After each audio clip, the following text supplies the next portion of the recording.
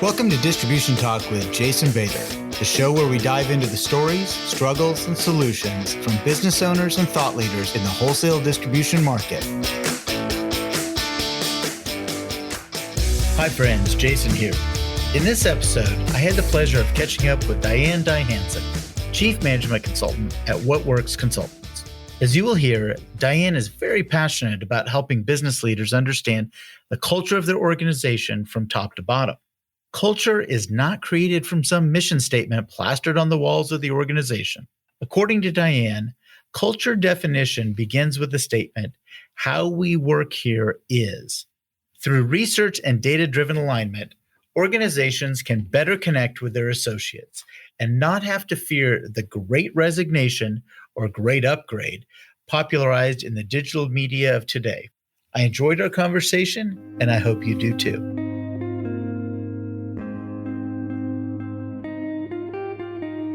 Well, hey, Diane, thank you so much for coming on Distribution Talk. I really appreciate you taking the time to be with me. Thank you for having me. Well, it's been a pleasure to kind of get to know you a little bit over the sessions with Rocky Romero, talking a little bit about the big idea and the 10Xs and all those kind of fun things. So, yeah, it's been an interesting relationship. It has been. I love reaching out and networking whenever I can, and I'm so happy to have run into you. Absolutely. No, the pleasure's mine.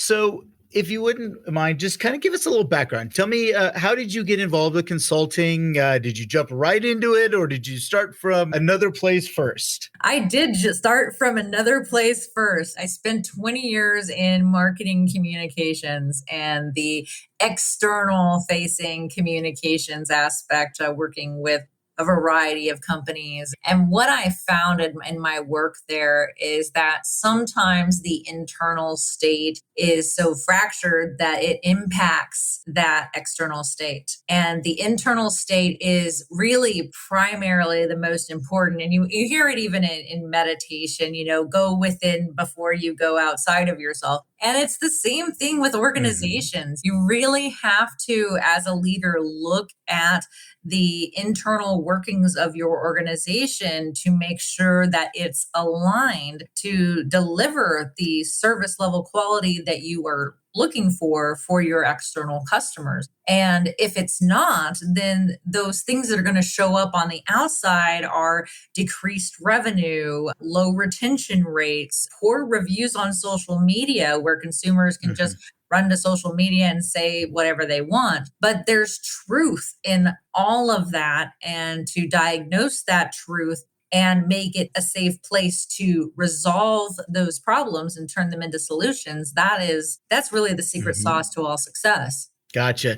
So were you in an agency? Did you have, with multiple clients, or did you work in a marketing or Marcom department in a single entity, large or small, privately held? I worked client side mostly. I worked both agency and client side. Gotcha. So I worked client side in the entertainment industry, in healthcare, in software as a service. I worked agency in the tech sector. And so I have a wide breadth of experience in industry throughout my career. One thing that has been a consistent throughout my career, however, is that I was laid off from 85% of the full-time positions I have ever had, which means I came in.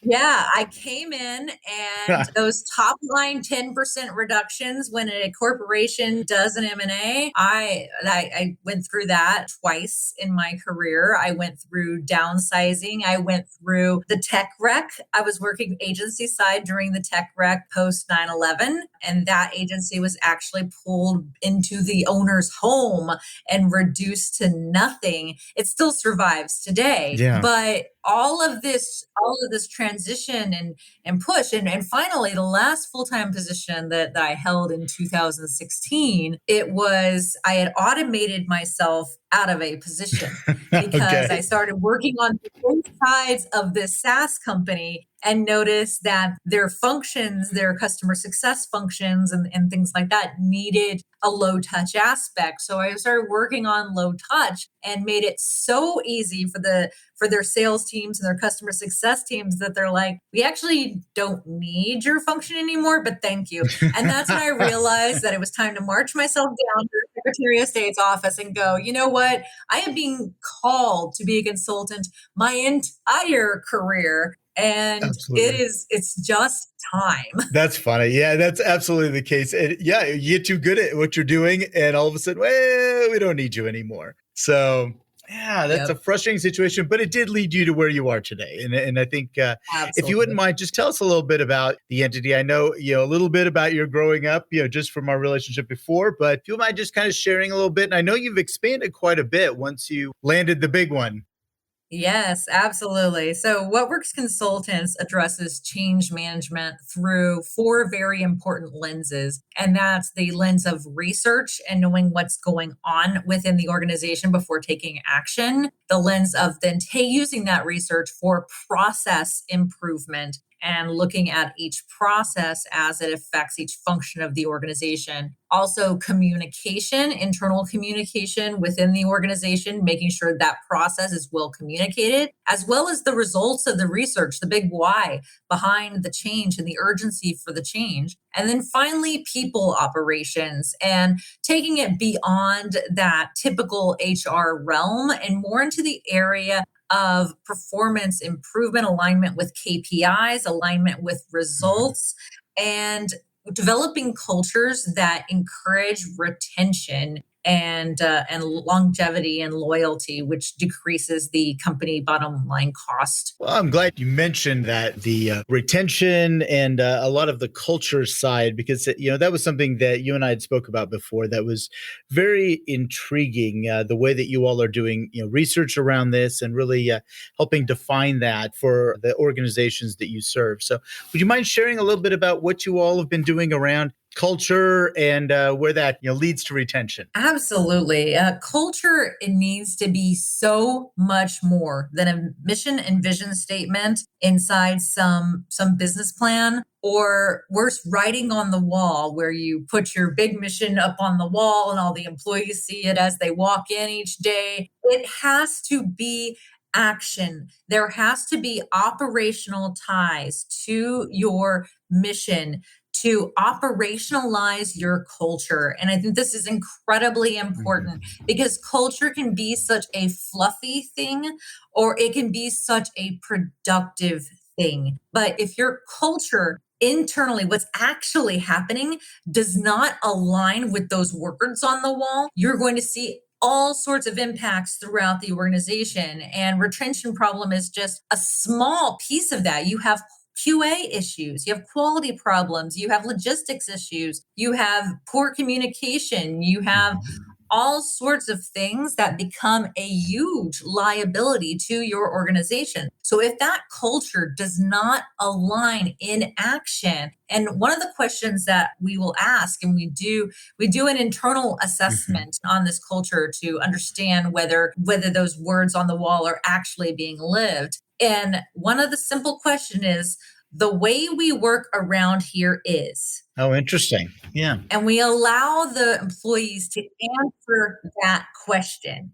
And when the employees answer that question, what we start to find out is their alignment. Right. And Right. if there is not alignment, you might find that you have a culture that is very disjointed in nature, and you can have Mhm. a lot of misunderstanding in that culture, you can have a lot of error within that culture, you can have a lot of issues within that culture that you don't even know exist until you ask that very important Mhm. question. There's also a vibration within a culture as well, whether you have an anabolic or a catabolic culture.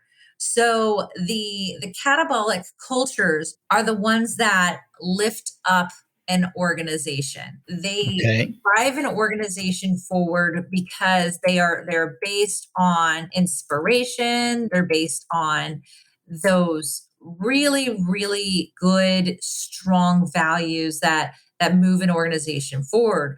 Whereas the other type of Mhm. culture, it's blame based, it's blame, frustration, Sure. all of those things that can create a negative culture. So you can measure that as well. You can measure whether your company is a safe space for truth. Are you communicating well within your organization so you keep rumors at bay? A single rumor can, especially in a public company, a single rumor can Mhm. drop share prices up to 200% if it makes it down to the reportable media. So these things happen, and you have to keep that temperature. If you do not keep that temperature on your Mhm. employees, you're missing out on a huge piece of your operational picture. Diane, I'm glad you just mentioned keeping that temperature, because really what I was thinking about is this an evolutionary process? Does it tend to be an evolutionary process in an organization? And I guess I'm thinking of the negative culture stemming from maybe long-term resting on your laurels, and just a long-term not trying to think about something different and not trying to, again, gauge the pulse of the people working with you and for you. Is that a fair assessment? Very fair assessment. Business as usual, it can be one of the greatest stagnators of innovation. It can come into the organization in a couple of different ways. One way it can come into the organization is you have a lot of long term leaders within the organization that might say Mhm. phrases like, this is the way we've always done it. Sure. We have a generation clash happening right now with the millennials Yeah. and the Gen X and boomer type who were raised on a different leadership model. So particularly the boomers were raised on a completely different model where it was, you put Yes. your nose to the grindstone, you work hard, you do whatever your manager tells you to, you do not question, you just do it. Whereas the millennials are like, Right. you know what? We need to change what's happening here because what's happening here is not Yeah. going to move us forward. So we have this clash, and that can create a culture clash based on generations. Sure. You also have a culture Yeah. clash based on belief as well. And you can hire to that. You can hire to behaviors. You can hire to belief. Cultures that are very innovation driven are often very entrepreneurial in nature. So they expect their employees to be always thinking about better ways to do things and better ways to innovate. Whereas what I saw a lot in very process driven spaces like distribution is that this has been the process. This has been the process. This is what we move forward to. This is what we do every day. This is what's Mhm. in the playbook. This is what we do. And it does not encourage, it's more of a fixed mindset. And it does not encourage that operational innovation. And whereas there might be a different software that could make things better, or a better mechanical technology, or a better logistics Mhm. partner for shipment that could make a better difference to the bottom line, this is what we've always done. This is what we did. This is the key to our success. And the thing with Right. that is it leaves it very, very susceptible to outside threats. And when you're not an Mhm. agile organization and you can't move, bend, flex, and flow, what happens when what we just went through happens? What happens when coronavirus happens and you Mm. have to space out your operations because now OSHA gets involved and says you have to keep Sure. running, but your lines have to be spaced 6 feet apart. Like you can't, Right. that's not tenable. So you have to start building in, even in pockets, those innovation mechanisms within the organization. And that does start with culture because your culture can either enable that or disable that. I like that expression, entrepreneurial culture. I mean, I think that, that was one that just jumped out at me right there. First of all, I've always loved the expression, you only coast one way. And I think that there's some wisdom there that will force you towards maybe more of an innovative culture. But how does someone, first of all, recognize that they are basically stuck at this point? How do you recognize that you're stuck? And then how do you break free from this? Is there anything simple or any tricks? Well, I always like to say that the numbers of the business tell the story of the business. The numbers of the business will tell if you're stuck, if you're in decline, or if you're rising. And when you are either stuck or in decline, there is usually some type of culprit to that. And the place that we always start as a firm is with that research. And I would Mm-hmm. simply ask employees, in what ways do you feel we could do something better? Mm-hmm. The people who do the day to day of the company are the ones who can identify opportunities for innovation. The C level may be on the hook for it, but it's a Mm-hmm. fallacy to think that an executive can get in a room with a bunch of executives and figure out what is going on the bottom level. Because Absolutely. it's like a big telephone game. So you have to do that research within your organization. If you don't have a research department and you're not capable of the research, hire a consultant and have that consultant come in and do that research for you to determine, what can be done better, but also what you're doing right. Because you're right. You don't want to fix what's not broken because that is your secret sauce. Mm-hmm. You Mm-hmm. don't have to toss Sure. out the secret sauce if you change out the bun. It's like it makes a whole new delicious thing when you get creative. But if your secret sauce is the thing that is keeping your distribution company up and running and effective for your clients, great. But up and running and effective for some clients does not mean all clients. And up and running and effective for some employees does not mean all employees. And a little bit of poison in the well can just poison everyone. It's like company arsenic. So you have to be really, really mindful when it comes to the data of your organization. And numbers are just part of it. So you'll see it. You'll see it in your numbers. Sure. But unfortunately, your numbers are the last thing that you will see. So you could have things going on within your organization right now that are going to tank you 6 months to a year from now. And you could stop it now. But without that data-driven mindset, you basically don't know what you don't know. So you're blissfully the frog in the boiling pot where it's just getting hotter and hotter and hotter Yeah. until your frog licks. Exactly. I mean, and I think about this in a lot of different organizations. I think there's a reluctance sometimes to doing this type of research because, again, from if it's a privately held organization or a public held, it doesn't really matter. Fear of those results, fear of actually seeing, exposing, well, what really is wrong.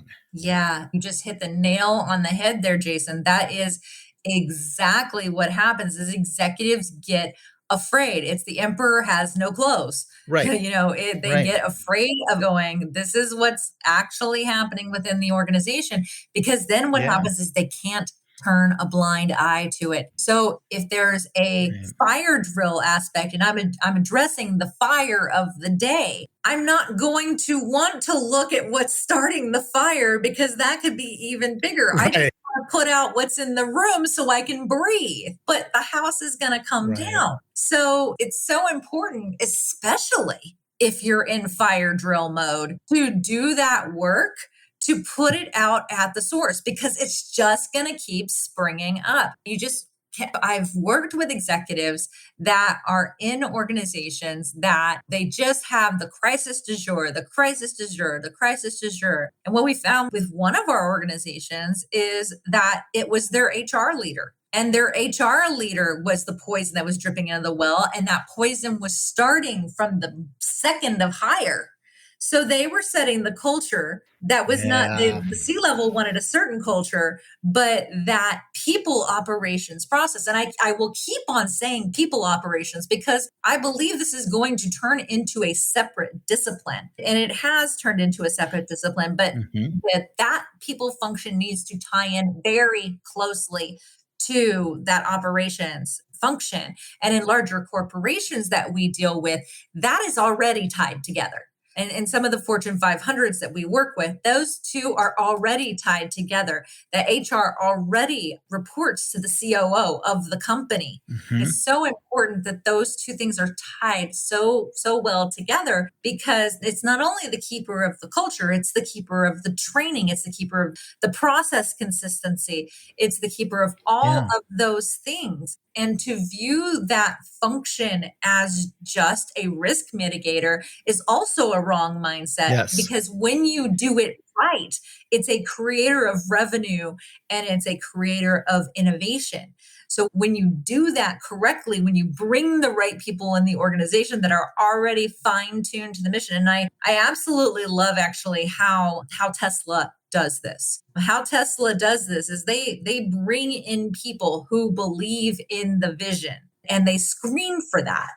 And once people come into the organization, there's this like ride or die attitude toward the big why. Simon Sinek says, start with why, right? Yeah. So Yeah. there's this ride or die attitude for the why, but it's because the culture is not just writing on the wall. Everyone who works for Tesla knows that this is an all hands on deck environment and you're going to work hard. You're going to work hard at this company, but you're working hard toward this greater vision. And if you don't believe in this vision, let me tell you, you're probably going to burn out pretty quick. Yeah. But the other people who are working with Tesla, they have this bright vision and they know that they're working toward the future, and that's installed from the moment they interview. They don't wait until they're hired. They don't wait until they're training. None of that. It's just, that's what they do. That is how they roll. And every organization has a way of how they roll.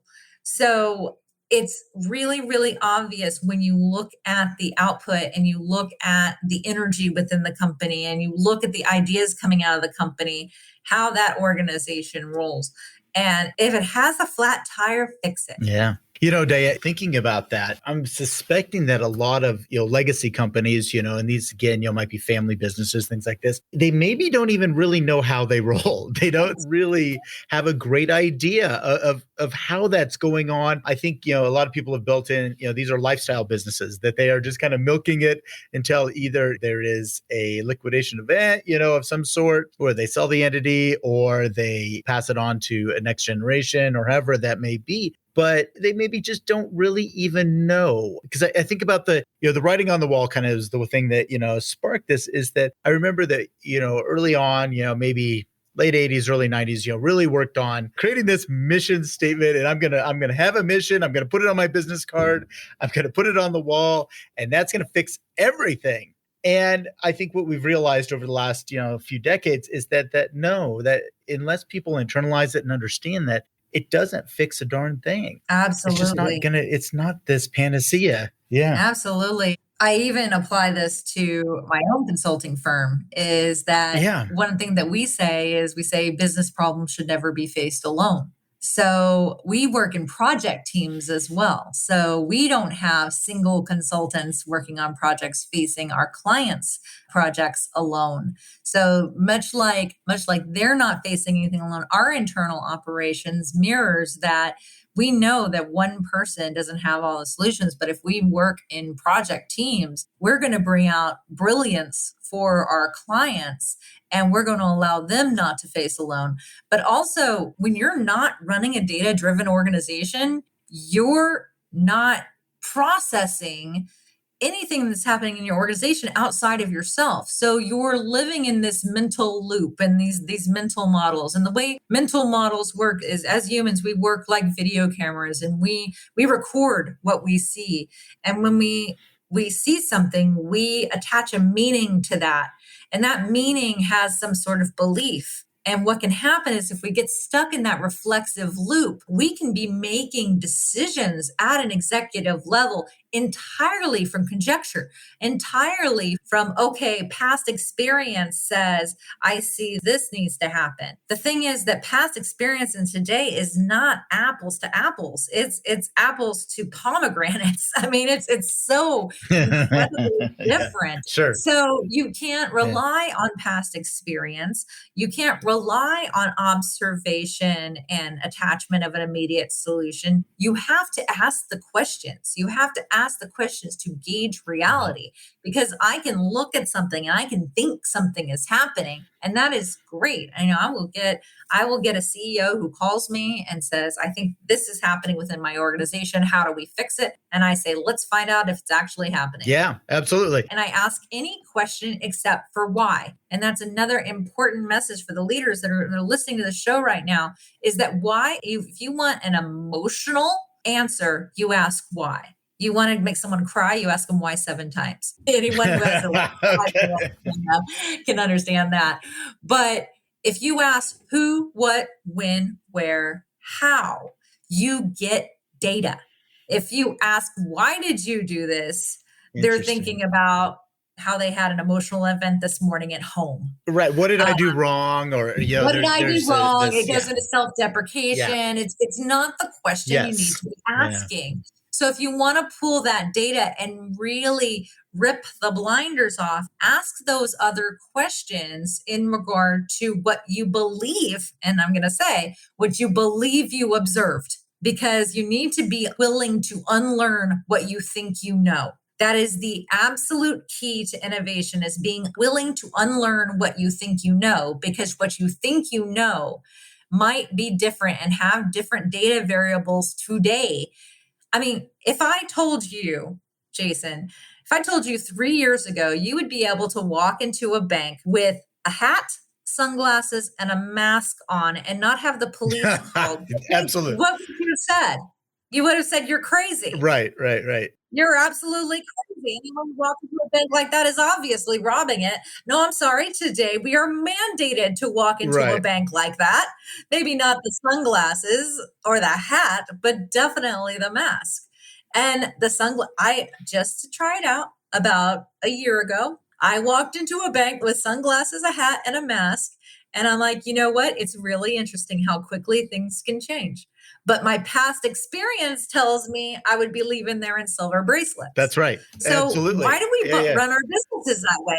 Why do we assume that external situations do not change and we continue to apply this past experience to current situations?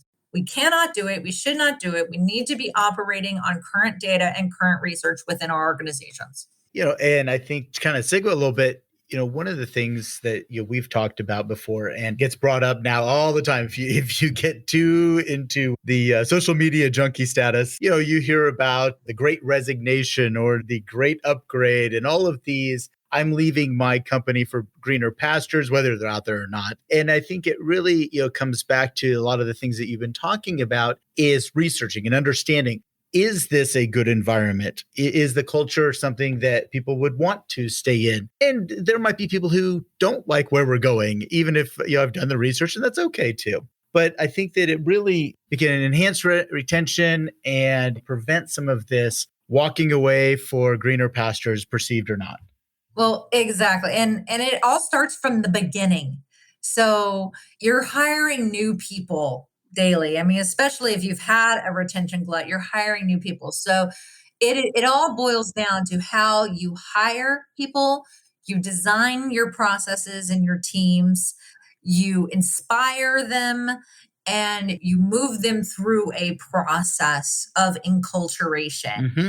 And that process of operational enculturation training is as important as that operational alignment with the culture of the company, what is expected of the employee. Mm-hmm. What are they signing on for? It can't be the great bait and switch anymore. Right. Communication has to be clear from the moment that's hired on to the moment they hit the floor to the moment they go home at night.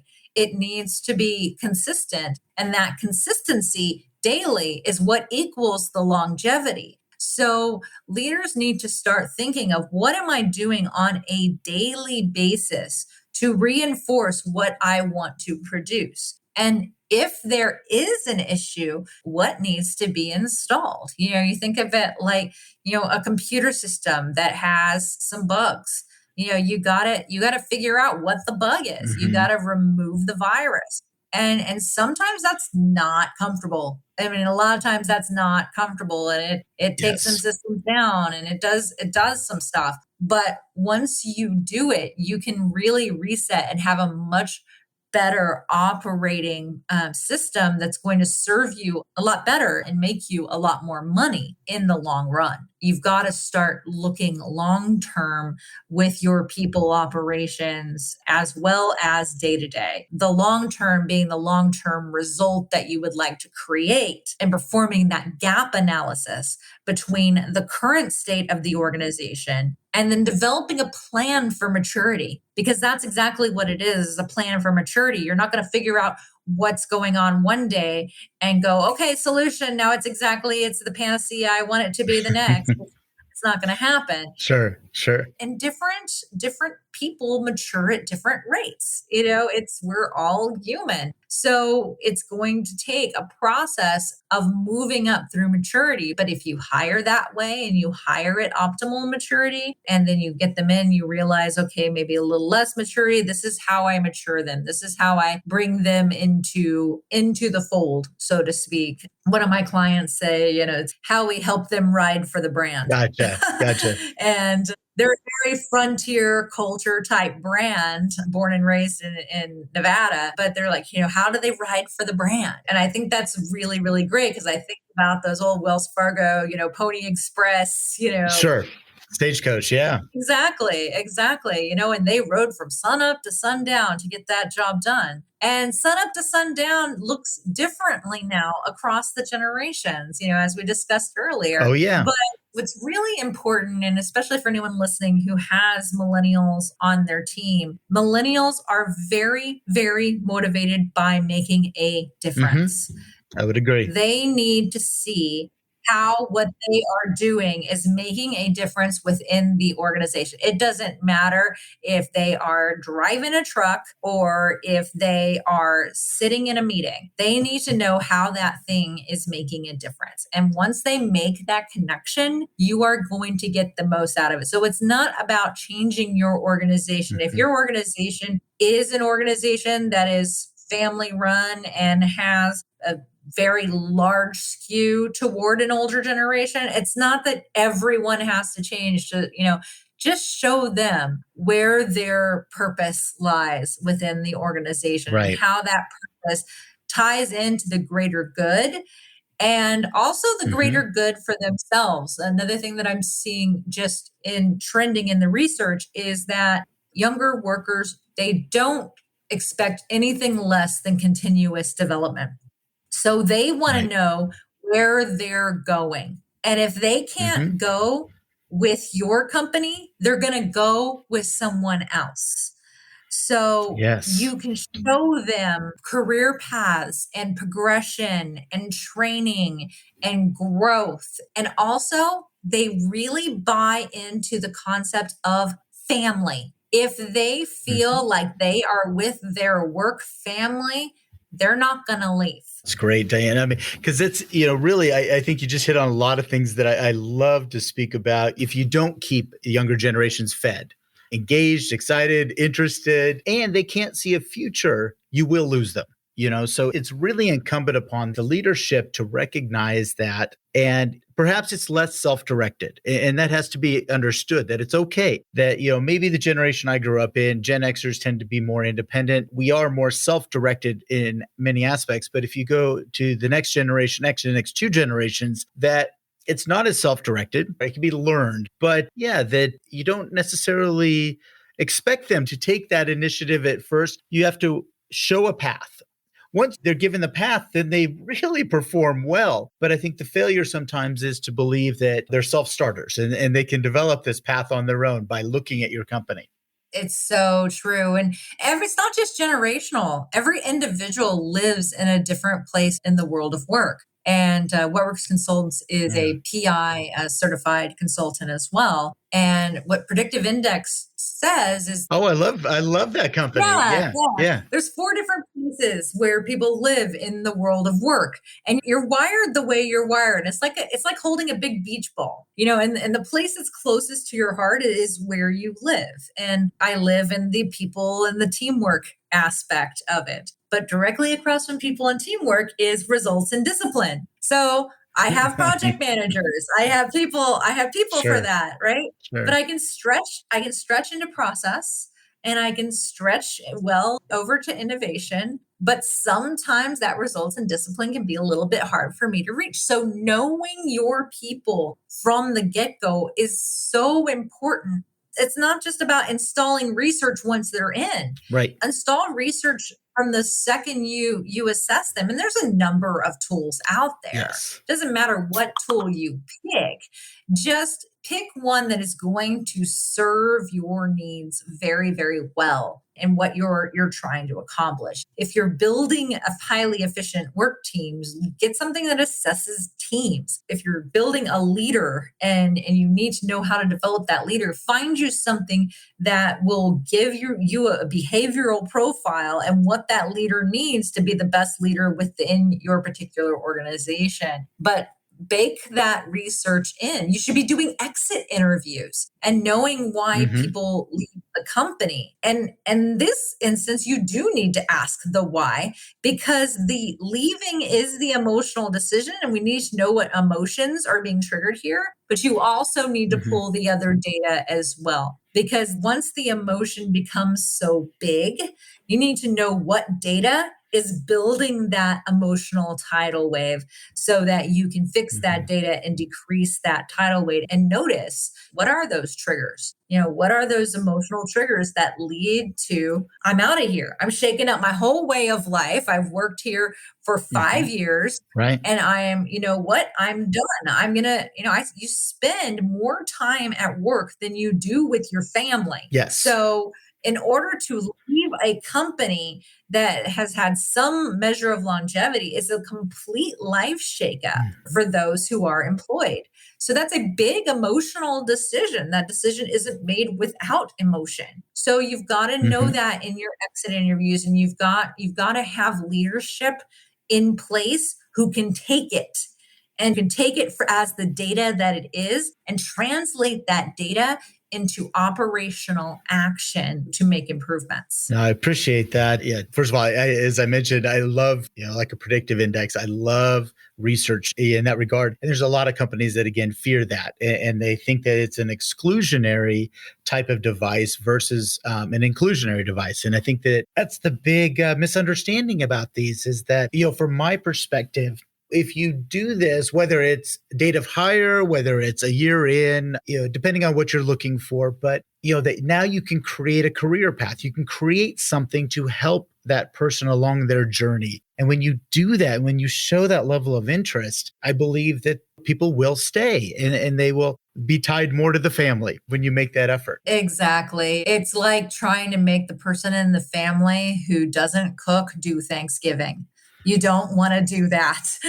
Right. You don't want to do that. That person might be absolutely amazing at sending out the invitations for Thanksgiving. Right. But if you put the wrong people, and this is not new, this was addressed in Good to Great. You want to have the right people in the right seats and all of that. And it's not exclusionary at all. It's tapping into a person's innate talents, skills, and what we call in our firm, we call it joy space. So when you tap into joy space, you create energy. Just think of the word joy and how much energy comes from that word joy. And that's what we ask every consultant that comes on board. I'm like, think about you landed this consulting gig and you are just loving every minute of the day that you are working with this client. I just gave you a magic lamp. We rubbed it and out pops your absolute perfect scenario.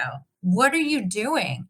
And I had my newest team member say, you know what? I love training. I love development. I'm burning out on writing, but I love sales and I love selling concepts and selling ideas. And I immediately moved her from a writing role to a management of writers role where she also trained the trainers.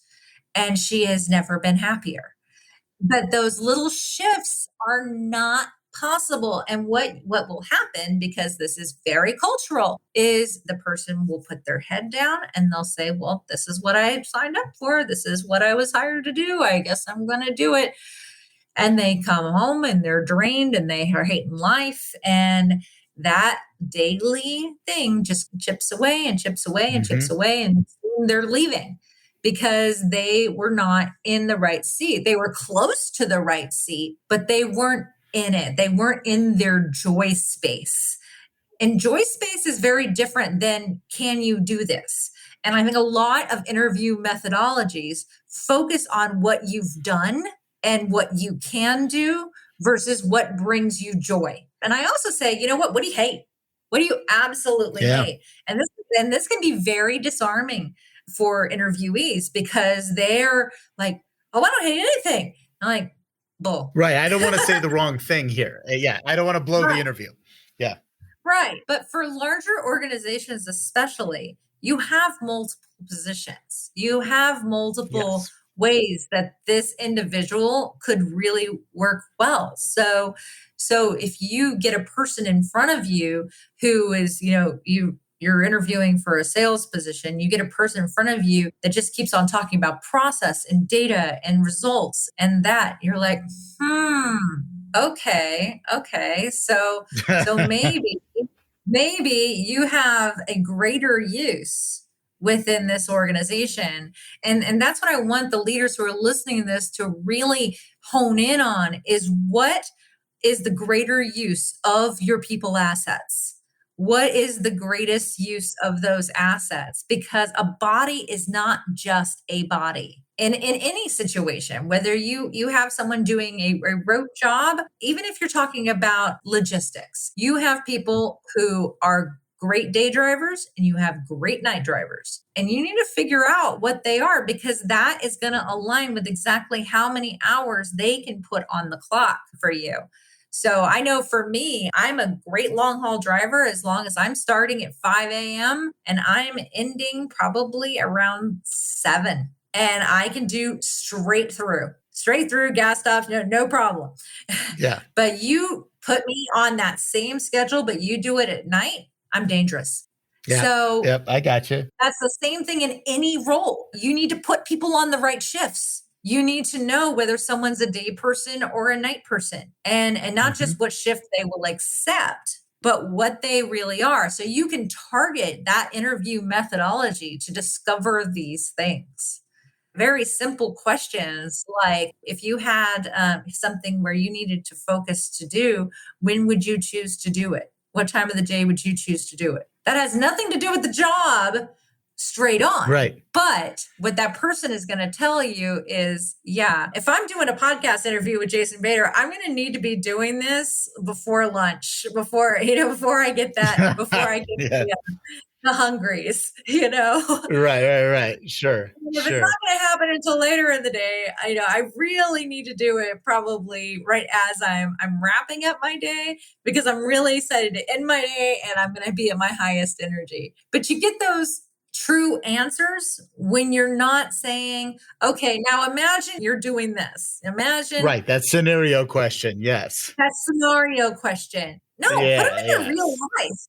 Because the actions that people actually take on a day-to-day basis, that proves who they are, not what they say they are. Actions, not words. Yeah. That ties back to the culture thing. Actions, not words.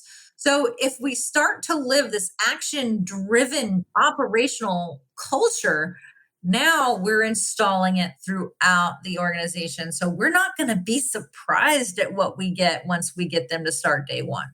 We're just not going to be. Yeah. Well, this is fantastic, Diane. I appreciate it. Hey, before I let you go, please, could you tell the audience, how they could get a hold of you if they're looking for some more answers? Yeah, the best way to reach out to me is just to go to our website, www.whatworksconsultants.com. There's a big red button on there. It says, get our 30-minute complimentary consultation. Just book some time with me. I would love to hear what your challenges are. Also, you can click one of the buttons as well to subscribe to our research. We issue research. Whenever we do it, we push it out to our audience. We do an annual study that we just did on performance review effectiveness. I'd love to send you that to show you the best practices in performance reviews. So we do our large annual studies. We also do small bit studies, as well as a lot of secondary research on a regular basis. So from there, you'll be able to connect to our social channels and all of that. Fantastic. Well, I'll make sure that,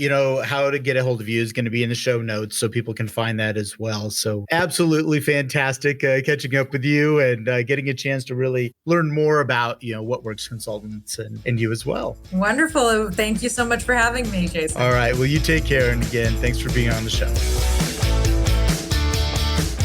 Thank you for listening. If you liked what you heard, Consider hitting that subscribe button. Links to sponsors, products, and services mentioned during this episode can be found in the show description area on your podcast application or at www.distributiontalk.com.